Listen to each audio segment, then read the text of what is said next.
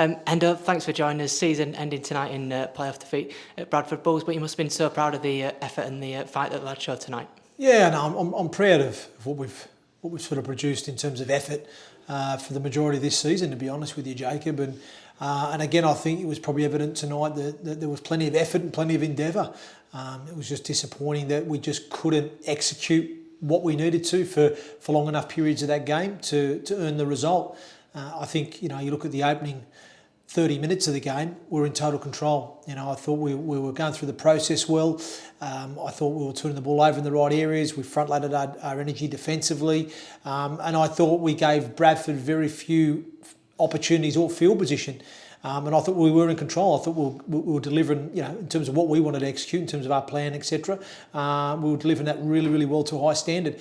I think the turning point was when the three big boppers come off the bench for Bradford. I think the introduction of Fenton Rogers, Aribi Doro and Apo, I thought just changed the momentum. They gave them some real impetus and go forward. But ultimately, to be honest, it was probably the four negative actions before half time that put us behind, really. In that final sort of 8 to 10 minutes, I think we do a one-on-one ball steal near the try line that gives them a penalty.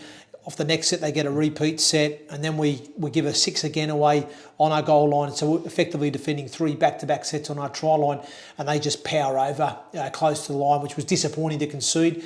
Didn't quite get our tackle selection right there and get off the line hard enough. And all of a sudden it's 8-6, and then the next action is we kick off out the full.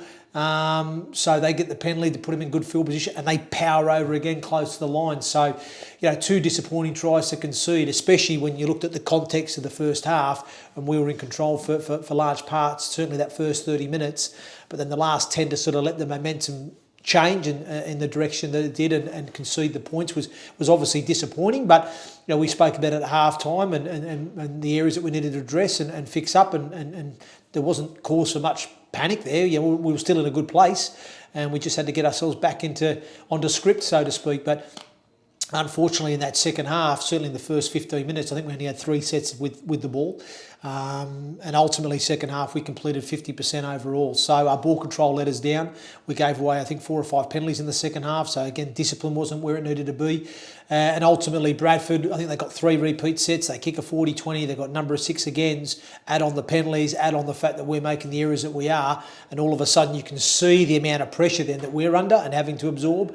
And full credit to Bradford. I thought they were excellent in that second half. They didn't sort of deviate from their sort of plan or process. I thought they were very methodical, and they played playoff rugby a lot better than we did in that second half. So obviously it was disappointing, because I feel that we've sort of been preparing for this competition for the last number of weeks, and I think we've been outstanding in our performances that we've delivered. But ultimately, it was a step too far tonight.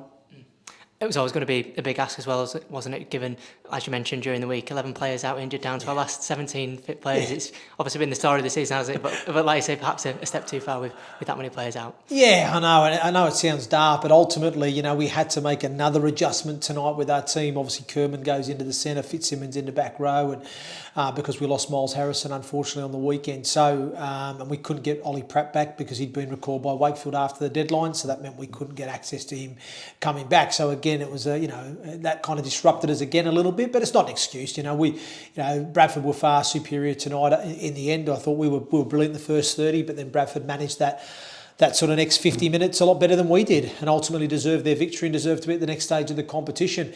I think probably in hindsight, it probably hasn't been the worst outcome for us tonight. I think we picked up another 1 or 2 tonight. So ultimately, that would have meant, had we won tonight, we would have been going into next week at Featherstone with about 15 fit players. So it's probably come at a good time. I know it sounds not what we want to hear, but it probably has in some respects that way. But yeah, no, I'm disappointed, because I do feel we were ready for this competition, and I do believe that with the team that we had out there tonight, it could have got the job done, and it was certainly on task to getting the job done. But unfortunately, we just didn't quite have the smarts. We just didn't quite execute or have the ball control and discipline that we needed to not only allow us to compete, but win the contest. So full credit to Bradford there. But ultimately, Jacob,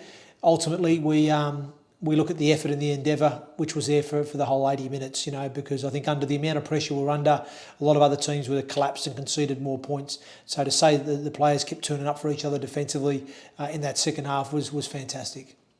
Just final one, really. How much heart, confidence do you take from what you've produced this season, the fantastic run to get into the playoffs, leading into 2024 with the progression of so many young players and the heart that you've shown to battle through an injury crisis to even make the playoffs this year? Yeah, no, I think I think if we reflect on it as a whole, you look at the start of the journey, me getting appointed late in the day, scrambling to get support staff on board to get pre-season underway, only having on average 14 to 15 players training over pre-season because of people being injured or having time off after the World Cup or being away back overseas. So it wasn't the ideal preparation going into the championship season, but I knew that when I came in the door, and I knew that we'd just have to focus on certain things that we could control and try and be good at those areas, and then obviously we'll have time to build those combinations and continuity through the season. But unfortunately, we haven't been able to, and I said it to the playing group after the game. I've never been involved in a team that's had to face so much adversity as a group. I mean, I've been involved as a player and a coach where teams have had maybe 8 or 10 out, but it's only lasted for a month. Whereas we've had anywhere from 7 to 10 players unavailable every single week of the season this year. I've just unheard of, and it's been different people all the time. And a lot of the injuries we've sustained, unfortunately, have been contact injuries in games or contact injuries at training, but they've kept players out for sort of 6 to 8 weeks or 8 to 12 or 12 to 16 or season-ended injuries. So we've not had the old, he's out for a week or two and back. We've not had any of that. They've always been medium to long-term injuries. So we've been really, really unfortunate. But what it has done is it's given a platform and an opportunity for some of our younger players to gain much-needed experience and exposure. And that's the positives we have to take from this year. We have to look at the fact that, a lot of these young guys have played more games than expected, and they learnt some harsh lessons early in the season and mid-season. But the way they've managed to come through the other side collectively, with the support of some really good senior and established players that we have in our team, I think there's been some real good players that have stood out for us at the back end of this year and really led the way for us. And I think we've now got to a stage where we know what it takes to compete, and we know what it looks like to win and how to win, and they've learned those lessons through the year. So I think overall, going as we transition into 2024, a lot of those younger players who are still in their development phase as players, they're going to benefit so much more for the experience and will be better prepared for that next season if and when called on.